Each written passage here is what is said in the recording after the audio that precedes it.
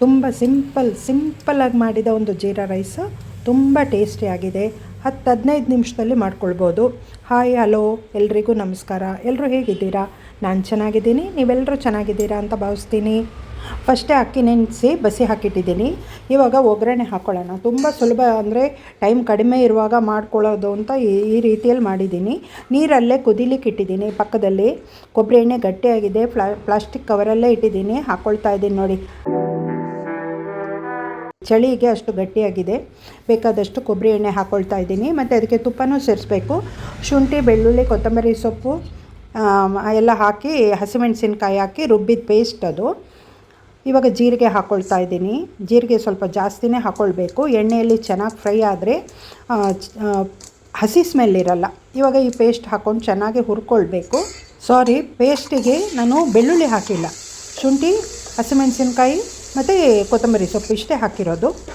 ಪೇಸ್ಟನ್ನೆಲ್ಲ ಚೆನ್ನಾಗಿ ಫ್ರೈ ಮಾಡಿ ಆದ ನಂತರ ಅದ್ರ ಜೊತೆಗೇ ಸ್ವಲ್ಪ ಕರಿಬೇವಿನ ಸೊಪ್ಪು ಹಾಕ್ತಾಯಿದ್ದೀನಿ. ರುಚಿಗೆ ಎಷ್ಟು ಉಪ್ಪು ಬೇಕೋ ಅಷ್ಟು ಉಪ್ಪನ್ನು ಹಾಕ್ಕೊಂಡಾದ ನಂತರ ನಾವು ಹೆಚ್ಚಿಟ್ಟಿರೋ ಕಾಯಿ ಟೊಮೆಟೊ ಇದೆಯಲ್ಲ ಅದನ್ನು ಹಾಕ್ಕೊಳ್ಬೇಕು. ಕಾಯಿ ಟೊಮೆಟೊದು ಹಸಿ ವಾಸನೆ ಹೋಗೋವರೆಗೂ ಹುರ್ಕೊಳ್ಬೇಕು.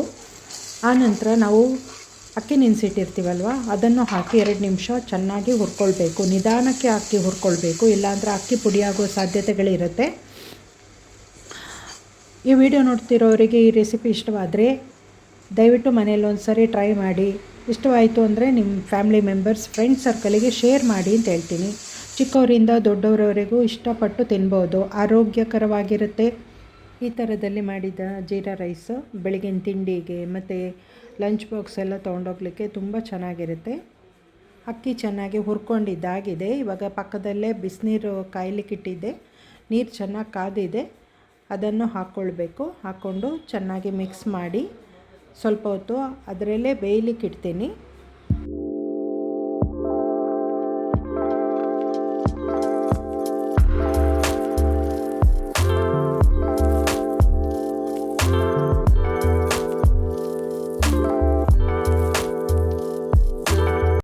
ತುಪ್ಪ ಬೇಕಾದರೆ ಹಾಕ್ಕೊಳ್ಬೋದು, ಅದು ಆಪ್ಷನಲ್ಲು. ಎಲ್ಲರೂ ಒಂದೊಂದು ರೀತಿಯಲ್ಲಿ ಅಡುಗೆ ಮಾಡ್ತಾರೆ. ಜೀರಾ ರೈಸ್ ಅಂದ್ರೂ ಒಬ್ಬೊಬ್ರದ್ದು ಒಂದೊಂದು ಸ್ಟೈಲ್ ಕ್ರಮ ಇರುತ್ತೆ. ನಾನು ನನ್ನ ಕ್ರಮದಲ್ಲಿ ಈ ರೀತಿಯಾಗಿ ಮಾಡಿದ್ದೀನಿ. ಎಲ್ರಿಗೂ ಇಷ್ಟವಾಗುತ್ತೆ ಅಂತ ಭಾವಿಸ್ತೀನಿ. ಅಕ್ಕಿ ಮುಕ್ಕಾಲು ಭಾಗ ಬೆಂದಿದೆ. ಇವಾಗ ಇದಕ್ಕೆ ಮೊಳಕೆ ಕಾಳು ಹಾಕ್ಕೊಳ್ಬೇಕು. 1-2-3 ಮುಷ್ಟಿಯಷ್ಟು ಮೊಳಕೆ ಕಾಳು ಹಾಕ್ತೀನಿ. ಜಾಸ್ತಿ ಬೇಯಬಾರ್ದು ಅಂತ ಹೇಳಿ ಲಾಸ್ಟಿಗೆ ಹಾಕ್ತಾಯಿದ್ದೀನಿ. ಯಾಕೆಂದರೆ ಅದರ ನ್ಯೂಟ್ರಿಷನ್ ಎಲ್ಲ ಹಾಳಾಗಬಾರ್ದಲ್ವ, ಅದಕ್ಕೆ ಸ್ವಲ್ಪ ಅಕ್ಕಿ ಬೆಂದ ನಂತರ ಹಾಕ್ತಾಯಿದ್ದೀನಿ. ಒಂದೇ ಥರ ಮಾಡಿ ತಿನ್ನೋದಕ್ಕಿಂತ ಸ್ವಲ್ಪ ಬೇರೆ ಬೇರೆ ಥರದಲ್ಲಿ ಮಾಡಿದರೆ ಅದರ ರುಚಿನೂ ಚೆನ್ನಾಗಿರುತ್ತೆ, ನಮ್ಗೆ ತಿನ್ನೋದಕ್ಕೂ ಇಷ್ಟವಾಗುತ್ತೆ. ಈ ವಿಡಿಯೋ ನೋಡ್ತಿರೋರು ಒಂದು ಲೈಕ್ ಕೊಟ್ಟು, ಹೊಸಬ್ರು ಸಬ್ಸ್ಕ್ರೈಬ್ ಮಾಡಿಕೊಂಡು ವಿಡಿಯೋ ನೋಡಿ ಅಂತ ಹೇಳ್ತೀನಿ. ಮುಚ್ಚಿಟ್ಟು 2 ವಿಷಲ್ ಬಂದರೆ ಸಾಕು, ಜೀರಾ ರೈಸ್ ರೆಡಿ ಆಗುತ್ತೆ. ಈ ರೀತಿಯಲ್ಲಿ ಜೀರಾ ರೈಸ್ ಮಾಡಿದ್ದು ವಿಡಿಯೋ ನೋಡ್ತಿರೋರಿಗೆ ಇಷ್ಟವಾದರೆ ದಯವಿಟ್ಟು ಕಮೆಂಟ್ ಸೆಕ್ಷನ್ನಲ್ಲಿ ಕಮೆಂಟ್ ಹಾಕಬೇಕಾಗಿ ವಿನಂತಿ. ಏನು ತಮ್ಮ ಅನಿಸಿಕೆ ಇದೆಯೋ ಅದನ್ನ ಬರೀರಿ, ಓದಲಿಕ್ಕೆ ನಾನು ಸಿದ್ಧಳಾಗಿರ್ತೀನಿ. ಧನ್ಯವಾದಗಳು.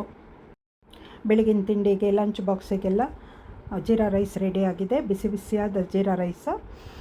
ವಿಡಿಯೋ ನೋಡಿದವರಿಗೆಲ್ಲ ಮತ್ತೊಮ್ಮೆ ಧನ್ಯವಾದ ಹೇಳ್ತಾ, respect you all, take care, bye, see you. ಮುಂದಿನ ವಿಡಿಯೋದಲ್ಲಿ ಸಿಗೋಣ.